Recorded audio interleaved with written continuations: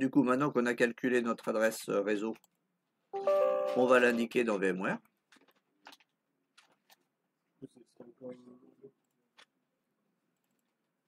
50, non, du coup, c'est 52.0 et ici 252. Et je suis bien en NAT sur le VMnet 8.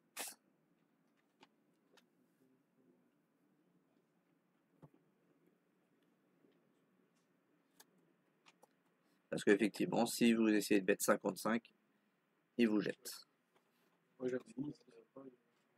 Bah, c'est qu'il y a un truc que tu n'avais pas changé.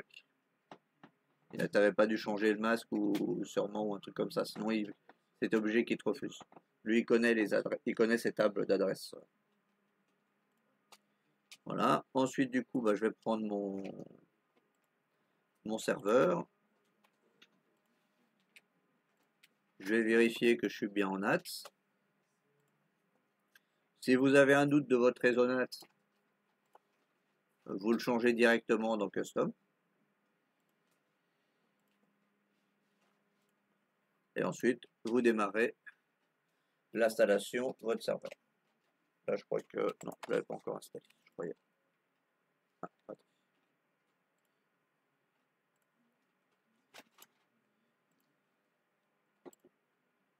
Je pensais l'avoir installé. Ah oui, mais je crois que j'avais commencé, mais je suis tombé en manque de place. Il a fallu que je fasse du ménage et je n'ai pas réinstallé. Bon, c'est pas grave, on va le refaire, il est pas trop... Il est pas trop long.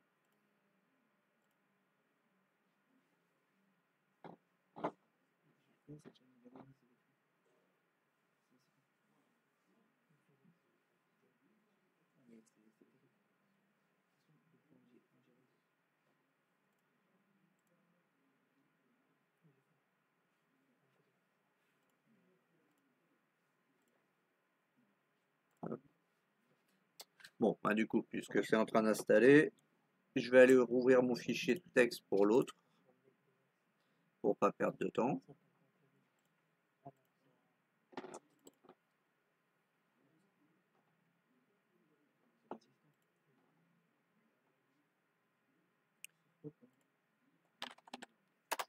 Et du coup, bah, je vais préparer mes utilisateurs en standard pour l'instant. Comme ça sera fait déjà, pendant que c'est en train d'installer. Non, c'est pas CFD que je voulais. C'était le bloc-notes. Donc moi, je les prépare à l'avance, je n'ai pas obligé. Moi, j'aime bien les préparer comme ça.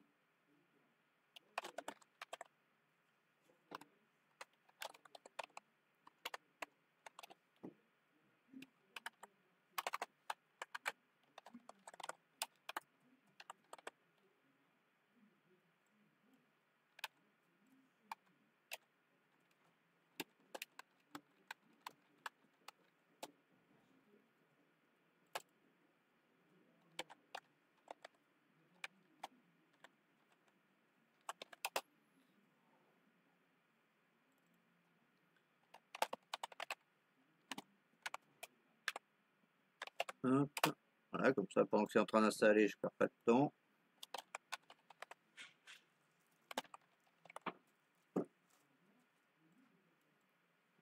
Je vais garder les majuscules si je les ai pas, c'est pas grave.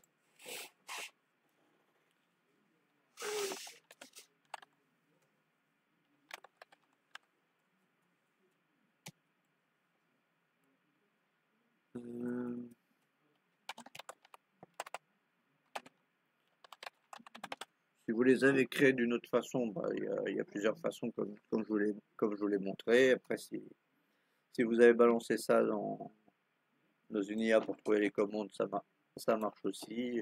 Du moment qu'à la fin, vous arrivez à les créer, il y a plusieurs façons. La seule façon, c'est que par contre, ici, si vous le faites de cette façon-là, comme je vous l'ai montré, il n'y a pas vous n'avez pas l'accès avec de base avec la connexion avec l'adresse email.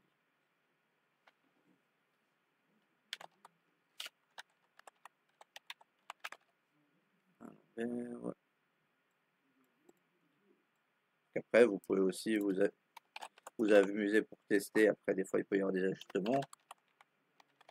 Mais par exemple, prendre le fichier, le mettre dans le chat GPT ou quoi pour lui demander de générer les commandes.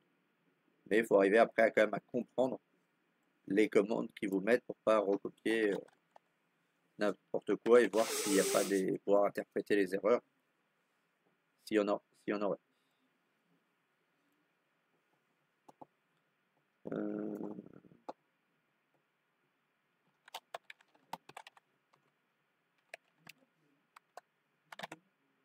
et-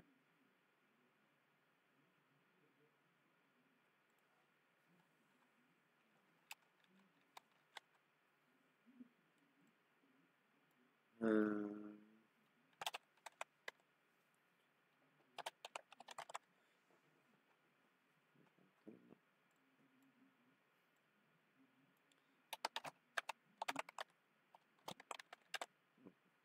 ouais, et il me reste deux.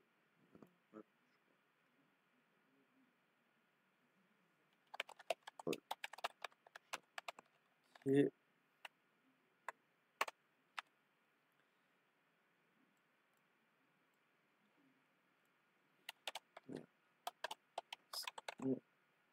et un dernier. Hop.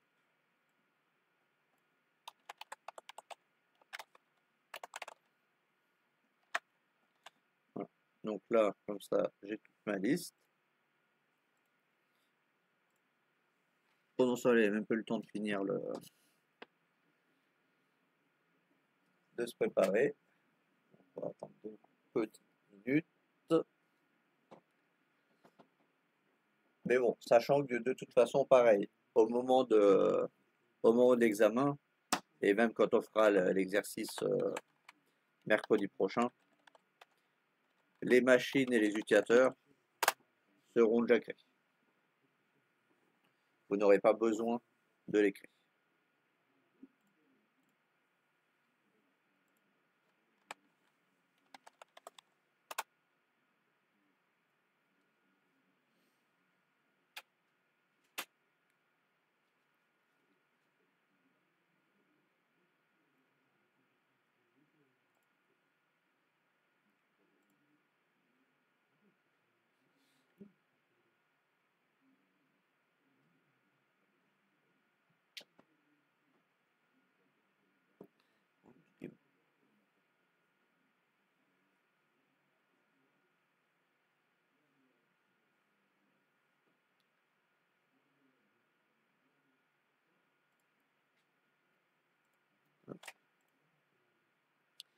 Donc là, j'applique les règles habituelles, c'est-à-dire passer le serveur tout de suite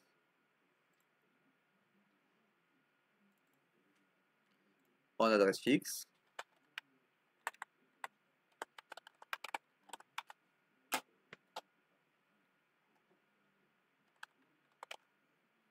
Je peux utiliser par exemple celle que j'avais donnée. Je n'oublie pas d'adapter le masque.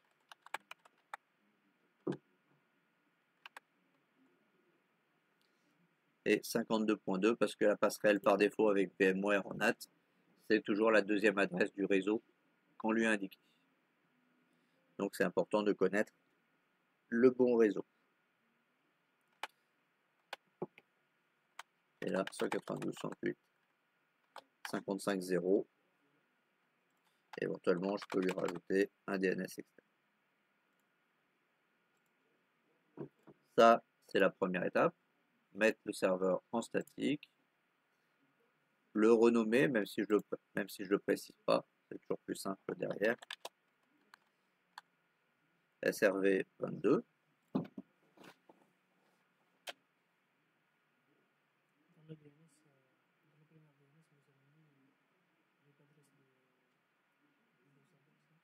Bon, après, tu peux utiliser celle-là. Si tu as mis une autre adresse que celle que j'ai marquée, c'est bon. Du moment que ça soit sur ce réseau-là. Une adresse qui est sur ce réseau-là.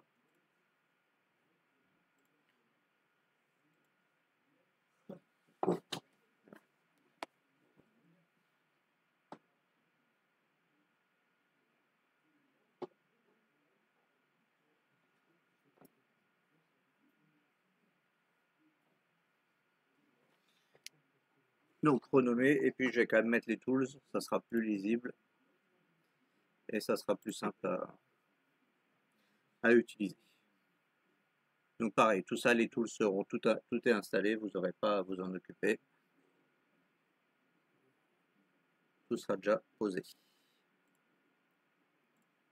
Mais là, ça permettait de donner l'occasion de le refaire en même temps. Normalement, maintenant, ça devrait commencer à devenir automatique de mettre les tools depuis le temps. Donc bon, typique, complète, peu importe.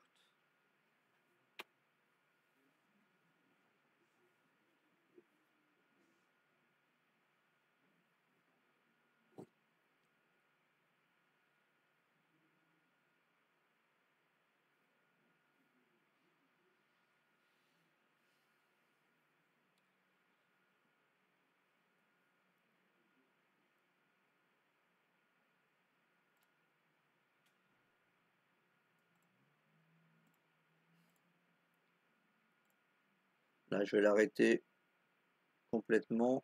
C'est juste du coup pour faire un snapshot plus rapide. Plus rapide comme ça, si jamais j'ai besoin de revenir sur mon serveur par la suite. Je n'ai pas obligé de tout refaire ou de supprimer des rôles. En faisant le snapshot déjà comme ça, il a sa base, il a déjà son adresse IP qui est fixée, il a déjà son nom qui est réglé, il a déjà les tools installés. Et comme ça, si par la suite je veux revenir à son point de base pour rechanger de domaine, réinstaller d'autres rôles ou quoi, et ben j'ai juste à reprendre le snapshot. Vous pouvez le faire à chaud, le snapshot, ça fonctionne. C'est juste qu'il est un peu plus long et prend plus de place. Parce que dans ce cas-là, il sauvegarde le contenu de la RAM de la machine. Donc forcément, ça prend plus de place.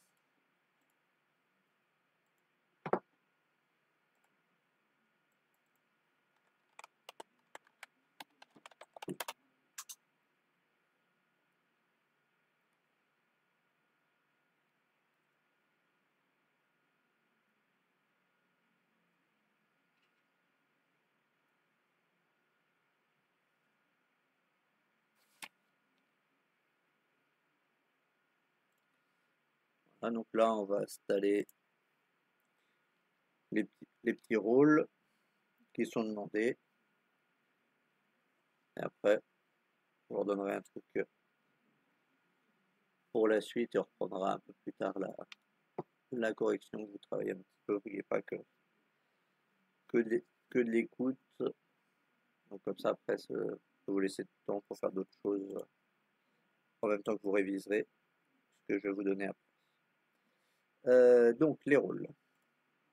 Donc deux possibilités, pour rappel, tableau de bord, ajouter des rôles ou gérer, ajouter des rôles.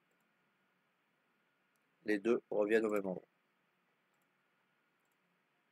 Donc ici, on va installer notre DHCP. On peut sélectionner directement le DNS, même si de toute façon, il aurait été installé en même temps que le serveur ADDS. C'était les trois rôles que je demandais sur cet exercice. C'est pas grave, parce qu'il va le mettre quand même. Mais je crois que c'est 10 poils plus rapide si tu le coches tout de suite. Pour le niveau de la configuration, mais bon, il n'y a pas 2 heures d'écart non plus.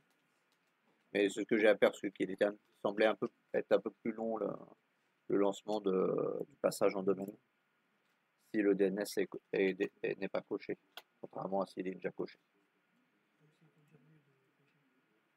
Tu peux gagner quelques minutes, bon, c'est pas une obligation non plus si tu oublies. Si tu le coches, c'est bien, si tu l'oublies, c'est pas grave. Donc là, ben, on valide, on le laisse installer.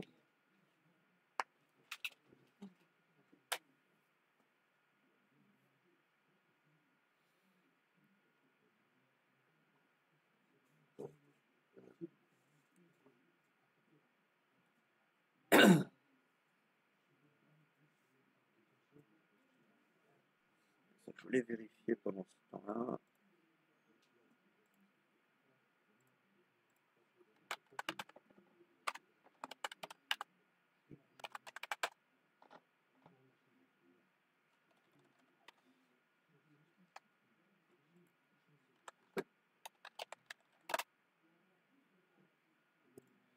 ta base de Tronas, elle fonctionne toujours. C'est effectivement le partage là, mais t'avais modifié quelque chose, je crois, dans le partage. Non,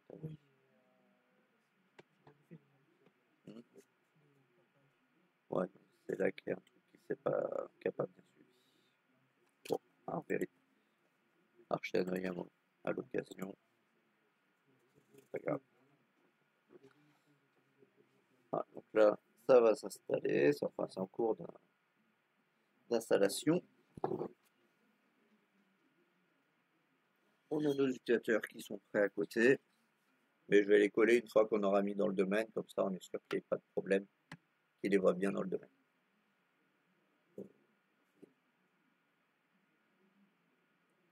Pour le script que vous allez faire, ça se fait parce que je vous ai envoyé un script qui est Euh, un peu long. Celui que tu m'avais demandé si je pouvais le mettre ça. Oui, ça, tu peux le faire aussi avec ce script-là. Mais celui-là, ça passe aussi. Euh, Il y a tout ça. oui, mais par contre, comme je dis, c'est que tu as quelques options, notamment pour utiliser en tant qu'adresse mail pour l'authentification et tout, qui est pas prise en compte par défaut. Pour rajouter d'autres commentaires et tout.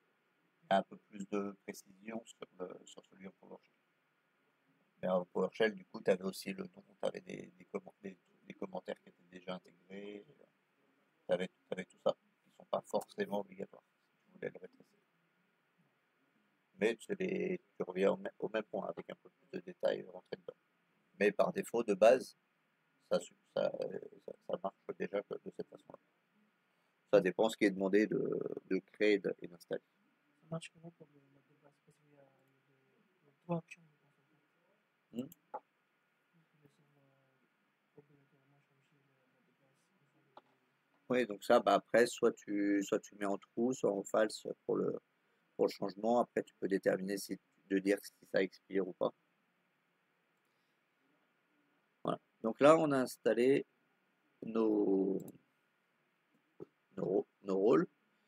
Maintenant, première étape que je vous conseille toujours de faire quand vous faites une installation de serveur, toujours la promotion en premier. Parce que si vous créez tout de suite votre serveur DHCP, des fois, vous pouvez avoir besoin de le réautoriser derrière. Donc autant d'abord créer le domaine et ensuite passer. Donc ajouter une nouvelle forêt. J'avais mis j'ai mis révision.net. Pardon. .test. Ça me paraissait bizarre que j'ai mis .net.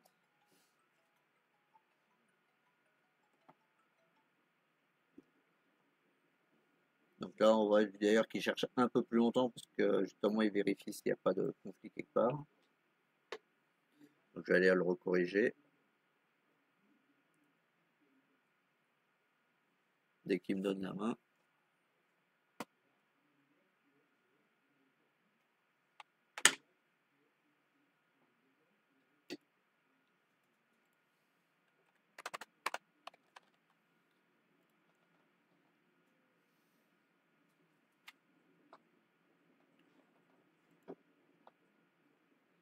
Ici, on n'a pas de problème de niveau fonctionnel de forêt puisqu'on n'a qu'un seul serveur et qu'un seul type de serveur. Donc là, vous avez juste à mettre un mot de passe qui vous sera demandé vraiment en cas de gros crash. Il n'y a pas de délégation DNS parce que le DNS est sur cette machine.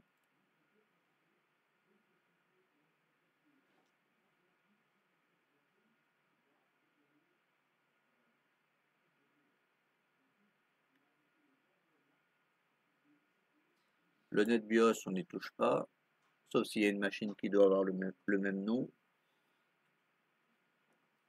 L'emplacement des bases de données, on n'y touche pas non plus.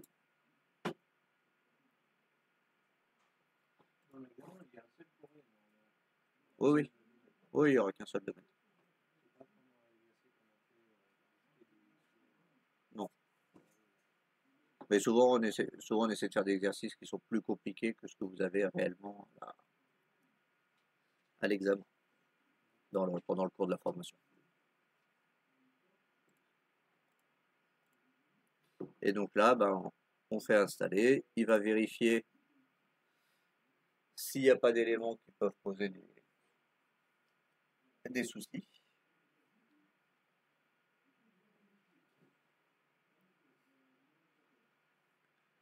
Donc si vous mettez installer, donc c'est bon. On fait installer. Je pense que je vais le sauvegarder pendant ce temps-là.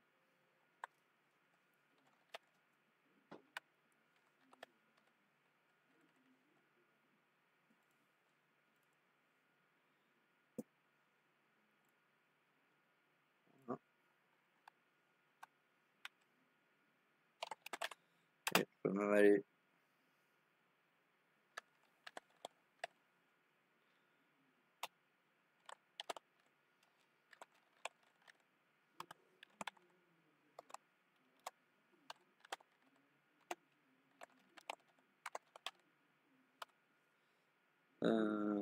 commun, direction,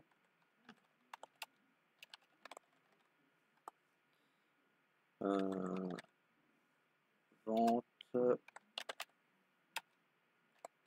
secrétariat,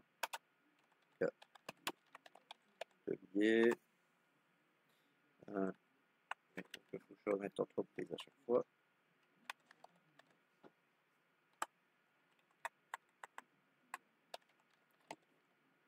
Non, je peux le faire différemment. Donc là, c'est une entreprise. Commun, vente, direction, secrétariat, atelier,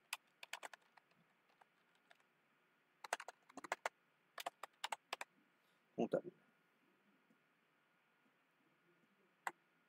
Donc là, comme ça, je prépare aussi la commande où je vais pouvoir, avec l'arborescence de l'entreprise.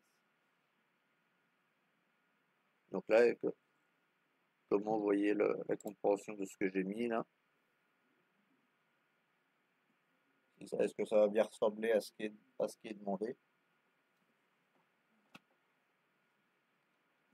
ou pas?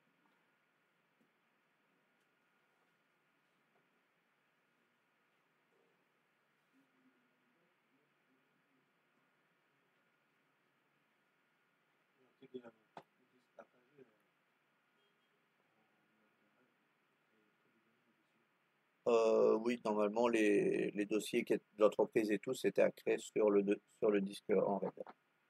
Mais là, pour l'instant, cette commande-là permet pas de créer le disque en RAID. C'est juste là, c'est juste des commandes.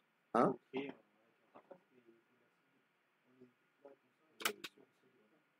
Ouais. Mais en fait, c'est parce que ça va dépendre aussi à quel endroit vous allez être quand vous allez lancer le script.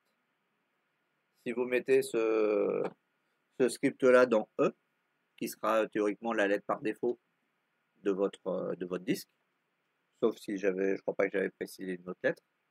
Si tu lances le script à partir de E, lui il va créer le répertoire entreprise dans le répertoire où tu as lancé le script. Ouais. Si effectivement tu lances le script à partir d'un autre endroit, effectivement il faut faire un E de point avant.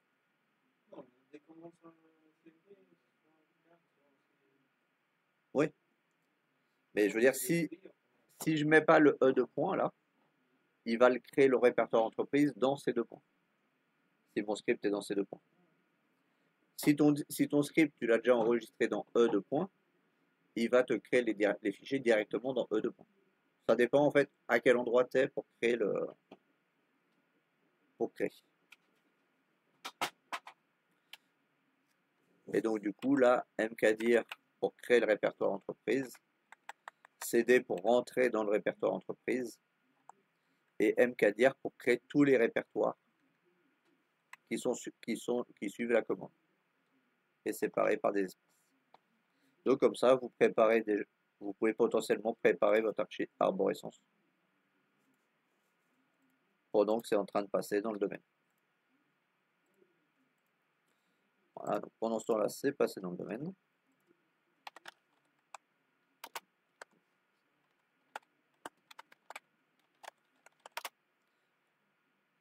On voit que c'est bien passé dans le domaine parce qu'il y avait marqué révision.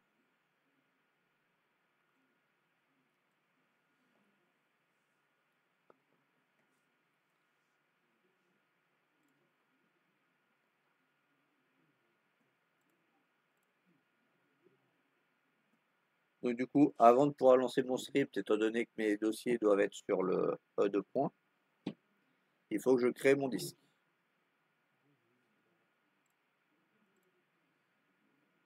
Donc là, si on prend le deuxième document que je vous ai donné, la suite, je demandais du coup de créer un RAID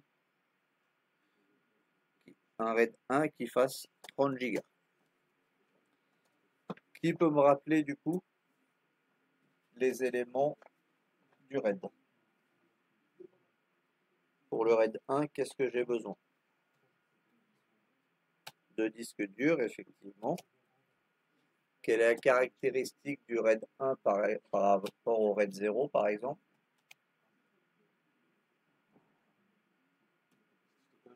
Hein? Effectivement, du coup, qu'est-ce que tu peux me dire sur la capacité de stockage entre le 0 et le 1? C'est le contraire. Ouais. Parce que le 0, tu additionnes la valeur des deux disques, alors que du coup, le RAID 1, c'est les deux disques divisés par deux. C'est la somme des deux disques divisée par deux. C'est un miroir. C'est ce qu'on appelle le RAID miroir. Non, non, pour Linux aussi.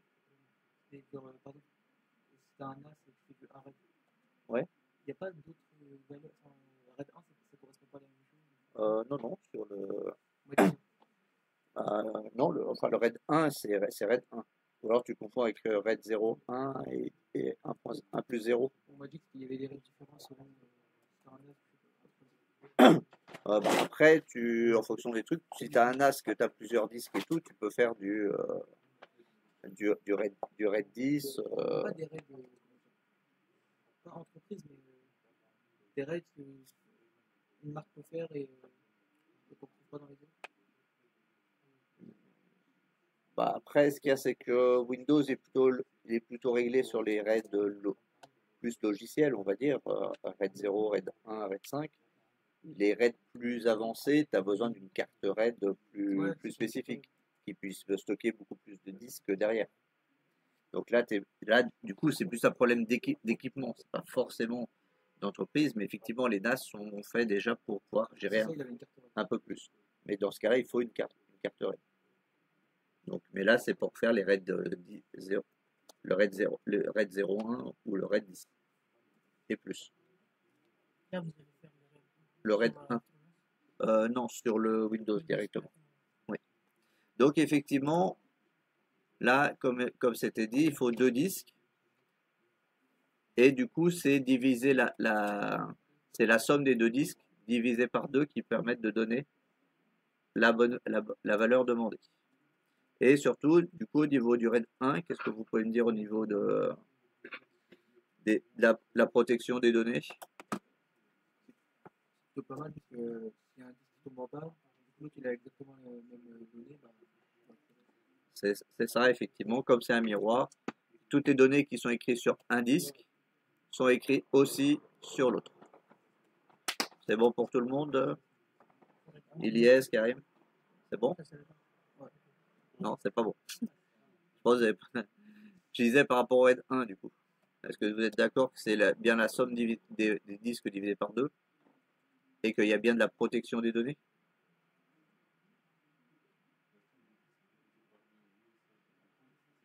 Et est-ce qu'il y a bien de la protection des données avec un RAID 1 par exemple par rapport à un RAID 0?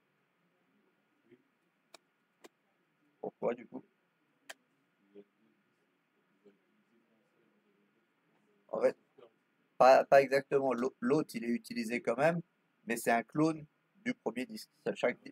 Les deux disques sont un clone de l'autre. Donc ça fait que s'il y en a un qui tombe, l'autre a encore les données. Donc du coup, là, c'est ce qui était demandé. J'avais demandé de créer un RAID 1 sur le serveur. qu'il fasse 30 Go au total. Donc il fallait se souvenir que c'était le total des deux, donc il nous faut rajouter 2 disques de 30, tout à fait. Donc là, je vais arrêter le serveur pour le faire à froid. On peut le faire à chaud, mais à chaud après, au premier démarrage, il a tendance à faire sauter les disques et il faut les réactiver à la main. Donc, autant le faire directement à froid.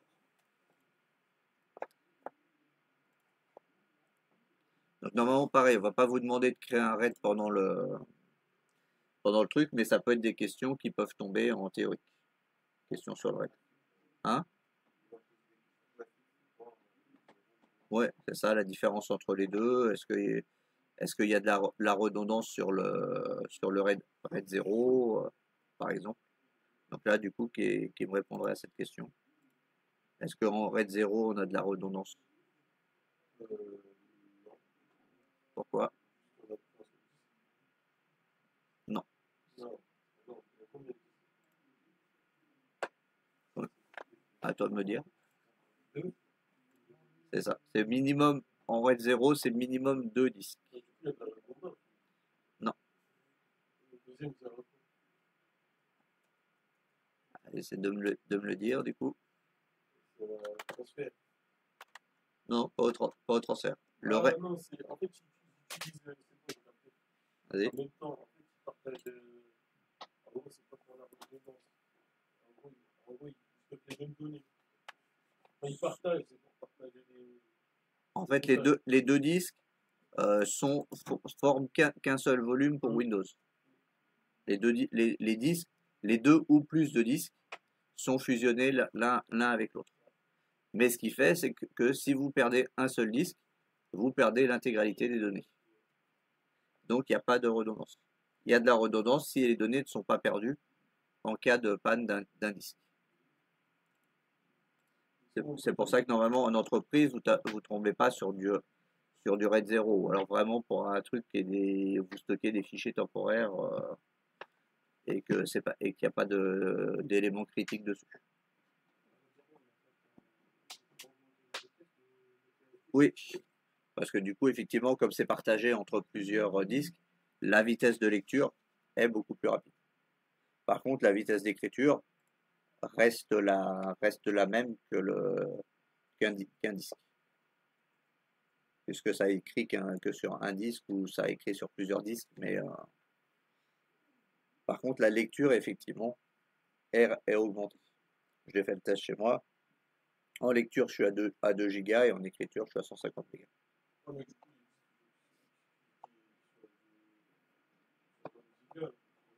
Faut effectivement, dans l'idéal, il faut utiliser des disques qui ont la même taille chacun.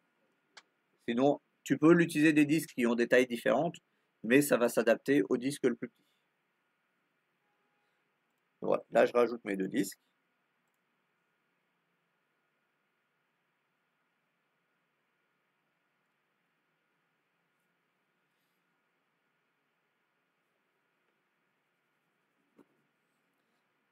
Alors, est-ce que je l'avais remis celui-là?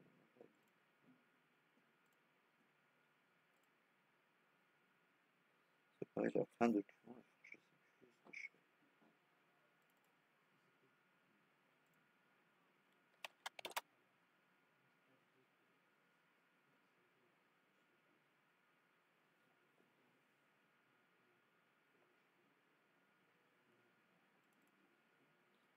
Ah non, je l'avais pas remis. Est-ce que c'est celui-là? Oui. Donc celui-là, je vais le remettre parce que j'avais refait un petit document sur le RAID justement, où je passais une petite question pour bien résumer les différents types de RAID. Mais du coup, celui-là, je ne l'ai pas remis, la nouvelle version, je vais la remettre dans le drive. Mais voilà, pas beaucoup évolué par rapport à celle que vous avez, mais quand on le passe comme ça, c'est plus joli. Et après, bah, ça, c'est les autres RAID où là, il faut une carte plus avancée au niveau matériel. Mais effectivement, un RAID, Un NAS peut arriver à faire ça s'il a assez de baies disponibles. Donc ça, bon, je vais le remettre après. Donc là maintenant, ma machine a dû se redémarrer. Voilà.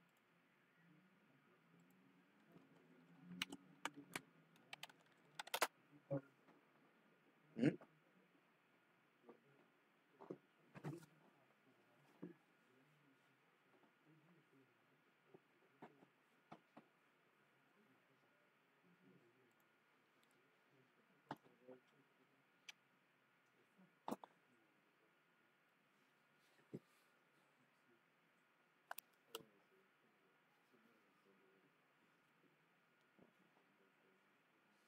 Donc là, ici, je vais aller dans le gestionnaire de disques maintenant.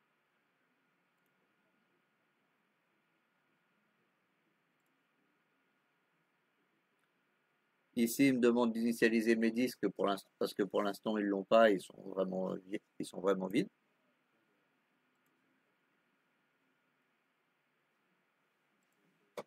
Donc là, on voit bien mes deux disques qui font chacun 29,98 gigas. Parce qu'il y a la petite. Maintenant, tout simplement, je vais faire un clic droit sur un volume qui n'est pas alloué. Et je vais faire nouveau volume en miroir. Le volume agréé en bande, c'est le RAID 0. C'est le mode strip. Et là, c'est pas celui qui nous intéresse. Celui qui nous intéresse, c'est le volume en miroir.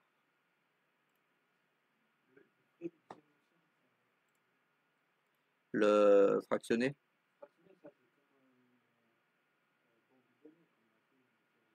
Pas exactement, c'est un peu un truc un petit peu plus tordu du RAID 0. Parce qu'en fait, admettons que là, tu aies un peu d'espace vide, que tu aies un peu d'espace vide ici, que tu en aies là. En fait, si tu fais un volume fractionné, tu peux lui dire d'utiliser l'espace vide qui reste sur les différents disques pour former un volume. Comme du RAID 0, mais sauf que le RAID 0, lui, il va adapter les tailles plus ou moins aux mêmes tailles. Si par exemple, tu as ton disque qui fait 30 Go et que tu as un deuxième disque de 50 Go, il va prendre 100 Go. C'est ça, des différents disques en mode fractionné.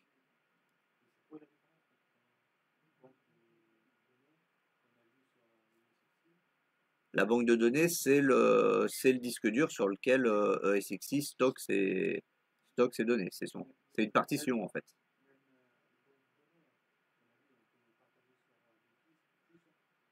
Oui, après tu peux faire plusieurs parties. Un disque, là on a utilisé à chaque fois le disque entier, mais on aurait pu le partitionner en plusieurs banques de données.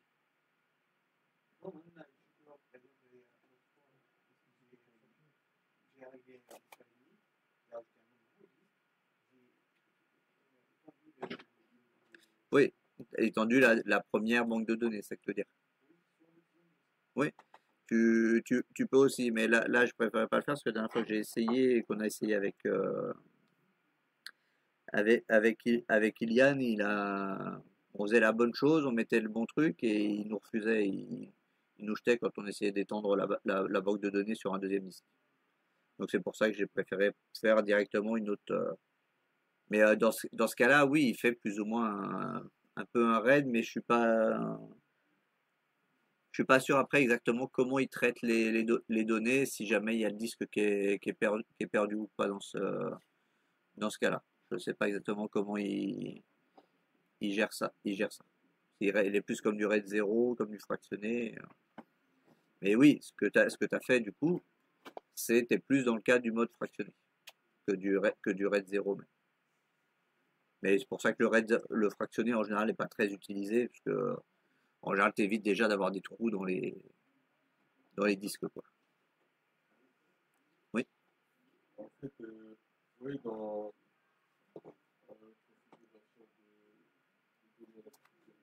Mm. Bah là en fait c'est qu'il va falloir que faut que tu aies à ce moment-là un autre serveur DNS qui possède les informations du serveur qui va devenir serveur contrôleur de domaine à l'intérieur. Pour pouvoir récupérer les données, enfin, ou du moins qui va pouvoir récupérer les données de ton serveur pour le DNS au moment où tu vas passer en contrôleur de domaine.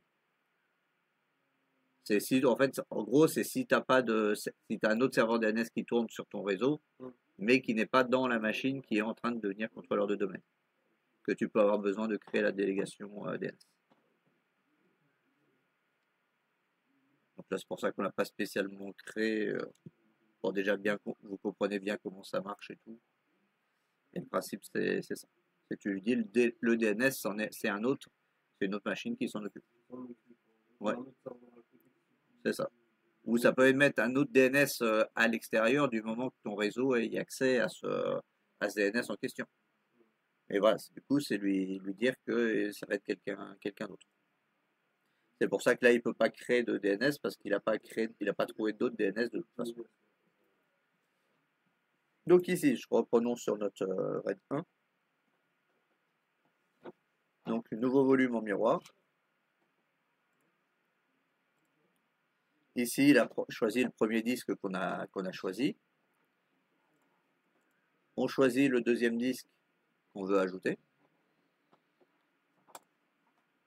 Et là, il nous dit bien que la taille totale sera de 30 Go. 30 702 mégas. Exactement. Donc là, bah, si vous êtes d'accord, vous faites suivant. Si vous avez plus que 30 Go en surface en taille totale, ça veut dire que vous êtes trompé et que vous avez par exemple rajouté deux disques de 60 par exemple ou autre. Donc dans ce cas-là, vous pouvez quand même sélectionner l'espace qui va servir, mais après vous allez vous retrouver avec 30 Go de libre, enfin de non utilisé sur chaque disque. Vous pouvez l'utiliser après à la limite, mais en général le but c'est que le RAID fonctionne juste pour les données que en général c'est pour ça qu'on utilise toujours des disques qui ont la même taille pour faire le RAID, pour pas avoir d'espace perdu. Ici, bah du coup vous mettez une lettre, on va laisser à E parce que c'est la lettre par défaut qu'il nous propose.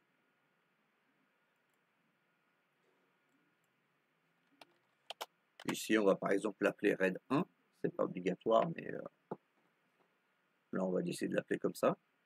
Et ici, par contre, quand vous faites le RAID, ne pas oublier de cocher activer le formatage rapide. Sinon, il peut mettre un peu de temps du coup à formater. Bon, là, il y a 30 gigas, ça n'a pas encore été énorme, mais si vous le faites sur une vraie machine et que vous oubliez de le faire, s'il y a un Tera, ça va être long.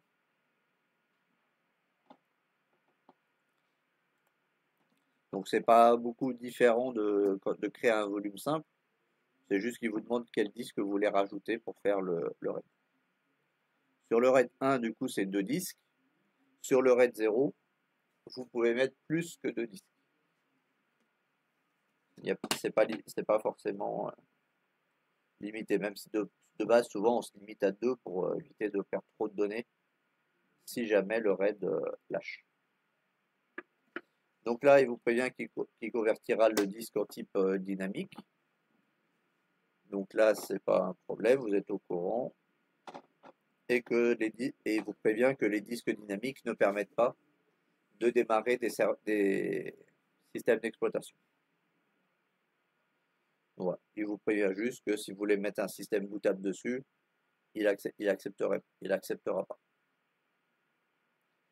Si vous essayez d'installer un Windows sur celui du disque où était mis en RAID en dynamique, Windows n'acceptera pas de s'installer, même s'il est dans le bon format de fichier. Dynamique, bah, en fait, de base, c'est le disque classique, quoi, en mode classique. Et dynamique, c'est qu'il il peut faire des relations entre d'autres disques. Dynamique, ça veut dire qu'il a son système de partition, il travaille que sur son disque physique à lui.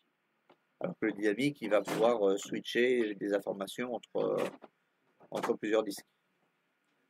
Donc c'est pour ça que si du coup ton fichier de boot est partagé entre deux disques, après il va pas arriver à le lire correctement, sauf à la limite si tu utilises à ce moment-là une carte RAID et que du coup le RAID tu l'as créé de manière matérielle. Tu l'as pas créé de façon logicielle comme là.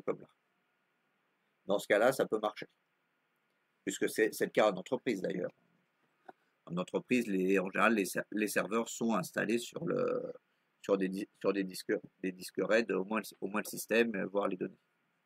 Donc le système, il faut bien qu'il puisse booter sur un disque RAID. Mais dans ce cas-là, les serveurs, eux, ne se servent pas de Windows ou du système d'exploitation pour faire le RAID. C'est directement le serveur lui-même qui est une carte dédiée pour ça, pour tout gérer. Donc là, tu es niveau matériel, donc tu as plus de souplesse et de possibilités dans ce que tu peux faire.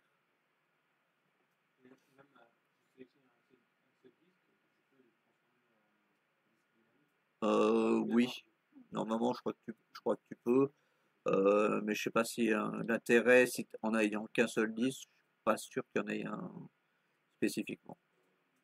Mais je crois que tu dois pouvoir le faire ici. Oui, oui, c'est en rouge pour dire que c'est du volume en miroir pour voir la différence. Mais je crois que quand on rajoute 1, si tu mets un volume fractionné, de toute façon, il passe automatiquement en dynamique, même s'il n'y a qu'un disque. Mais après, est-ce qu'il y a un intérêt à ça? Là, je ne vois pas spécifiquement. Sachant que de toute façon, tu ne vas pas pouvoir t'en servir sur ton volume système. Puisque sinon, ta machine ne bootera plus. Et donc là, ben maintenant, on peut aller voir sur le disque et on voit bien qu'on a un disque E qui fait bien 30 gigas. Donc on a bien notre RAID 1 qui est en place et qui fait bien la taille demandée.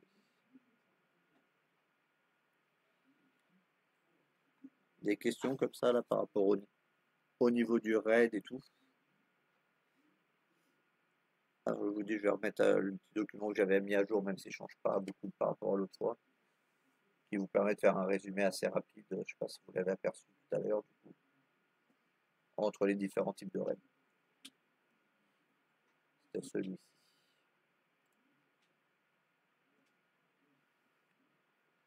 Avec le RAID 0 qui additionne, le RAID 1 qui divise, et le RAID 5 où on perd un tiers de stockage. Et lui, en option, il peut avoir un disque de secours qui est appelé en anglais hot spare et qui permet de remplacer automatiquement un des 3 disques qui tomberait en rade.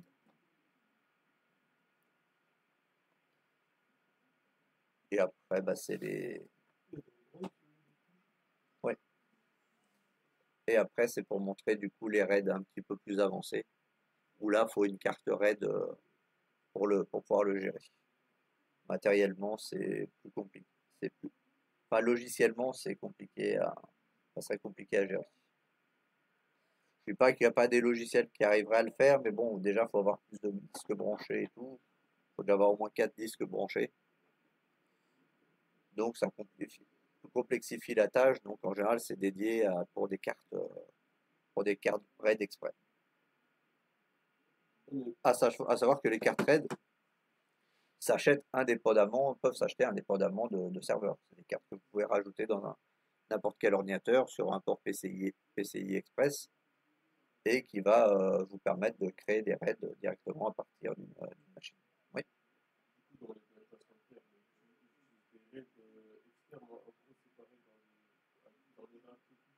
Bah après, souvent les RAID peuvent être soit sur des SAN, c'est-à-dire des gros bandeaux de disques qui vont être repérés comme un disque dur dans le serveur. Ça peut être soit sur le serveur lui-même. Ça dépend le volume de données. Il peut y avoir plusieurs configurations. Il peut y avoir un gros serveur qui va gérer 8 emplacements de 24 disques, par exemple. Ou tu peux avoir 6 serveurs moins puissants qui vont avoir 24 disques chacun. Ça dépend la complexité, ça dépend l'utilité, ça dépend de plusieurs paramètres. il y a plusieurs façons de le faire. Mais les deux sont valides, mais des fois, il peut y avoir un gros serveur beaucoup plus puissant qui va gérer tous les disques d'un rack complet pour un certain jusqu'à un certain volume de pétaoctets à la fois.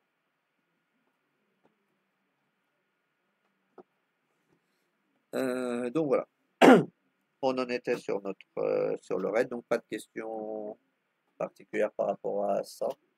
De toute façon, si je vous pose des questions dessus, on verra bien ce que ça dit.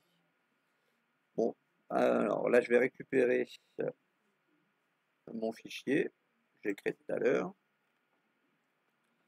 Normalement, il est dans les documents. User.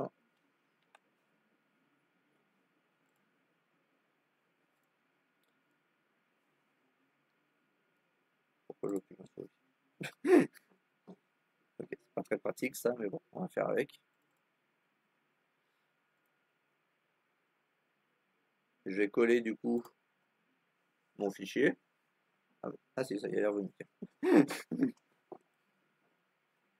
Et je vais l'exécuter en tant qu'administrateur, puisque si on veut créer des utilisateurs, on a besoin d'être un administrateur. Ah, j'ai oublié une ligne. Ah bah.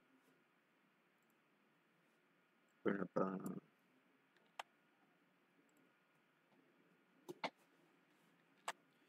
enlever le E.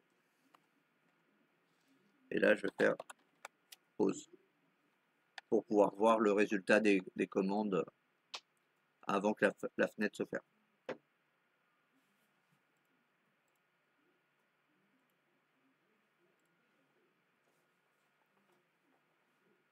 Donc là, ça me permet de voir qu'il n'a pas fait d'erreur au moment d'ajouter les utilisateurs. Que normalement, il a bien créé mon répertoire entreprise. Et qu'à l'intérieur de l'entreprise, il a bien créé mes différents répertoires qui étaient demandés. Donc comme ça, c'est le truc que j'avais pu préparer entre deux. Mais là, c'est ma manière, mais vous n'êtes pas obligé d'utiliser ma manière. Du moment que vous arrivez à faire les choses, j'ai pas de souci à ce niveau.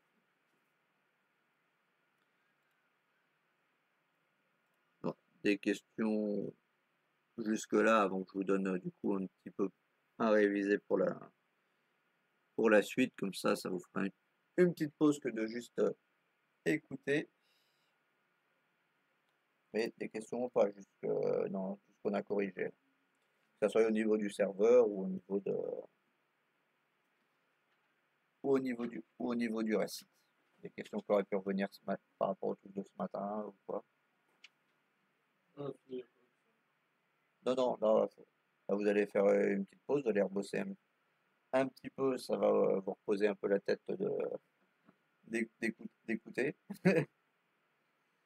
d'être un peu moins passif du coup. Et on reprendra par la suite, vous inquiétez pas, je n'oublierai pas de tout corriger. Il n'y a pas de souci. Voilà. S'il n'y a pas de questions, du coup, ouais, vas-y. Du coup, là, c'est un rouge, parce qu'en fait, c'est un disque niveau. C'est ça. Si tu fais un volume en bande, c'est une autre couleur. Comme ça te permet que si tu as pas mal de disques et qui ont été partitionnés logiciellement comme ça, bah, tu vois tout de suite en un coup d'œil lesquels sont en RAID 1 et lesquels sont en RAID 0, et ainsi de suite. Chaque ligne a une couleur, à la fin, c'est une couleur différente. Le volume fractionné, c'en est encore une autre. Je crois qu'il est plus marron vert. Je crois que le RAID 0, il est en bleu. Enfin, il y a chacun a une couleur attribuée, comme ça, tu vois la différence. Rapidement. Ok. Donc dans ce cas-là, il est où mon Hop, il est là. Voilà, révision. fais une copie.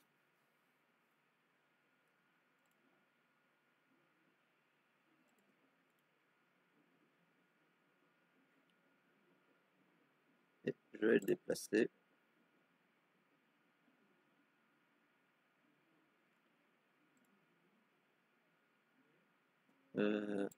Avril. Et oui, le temps est passé vite. Exercice. Révision. Et je les mets dedans. Routage et Linux. Hein? Oui, enfin ça va s'imbriquer avec le reste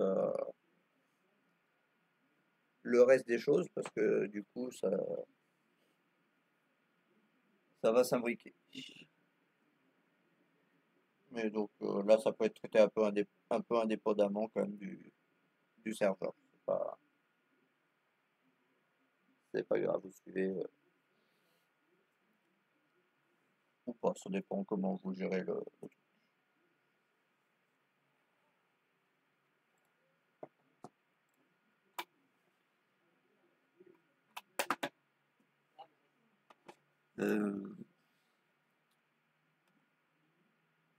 Alors, du coup, Elias, ça dépend. Du coup, si t'es en RAID 1, c'est bien ça. Mais par contre, si t'es en RAID 0, tu perds les données. C'est pour ça qu'on dit que le RAID 0 n'a pas de redondance. Mais en RAID 1, effectivement, tu as de la redondance.